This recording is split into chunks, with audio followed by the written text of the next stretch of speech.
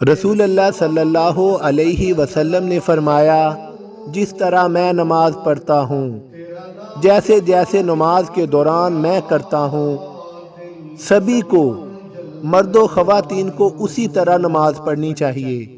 خواتین کے لیے کوئی علیحدہ طریقہ کار نہیں نماز ادا کرنے کا، بس جس طرح میں نماز ادا کرتا ہوں، مردوں کو بھی اسی طرح نماز ادا کرنی چاہیے اور عورتوں کو بھی۔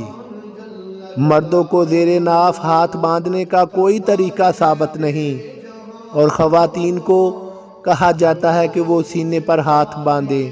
نہیں، سبھی کو وہی طریقہ کار اختیار کرنا ہوگا جو پیارے نبی محمد صلی اللہ علیہ وسلم آپ کا طریقہ ہے۔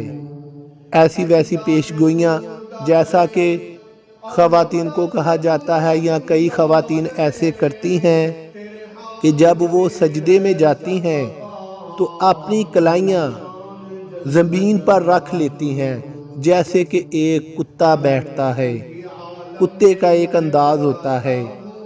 نہیں، ایسی بات نہیں۔ خواتین کو بالکل زمین کے ساتھ اپنی کلائیاں نہیں لگانی چاہیے، انہیں بھی اٹھا کر رکھنا چاہیے، جیسا کہ نبی پاک محمد صلی اللہ علیہ وسلم نے فرمایا کہ میرے انداز کے حساب سے سبھی لوگوں کو نماز ادا کرنی چاہیے۔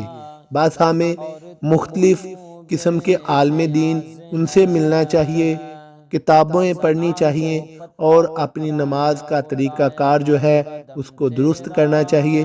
انشاءاللہ۔ السلام علیکم۔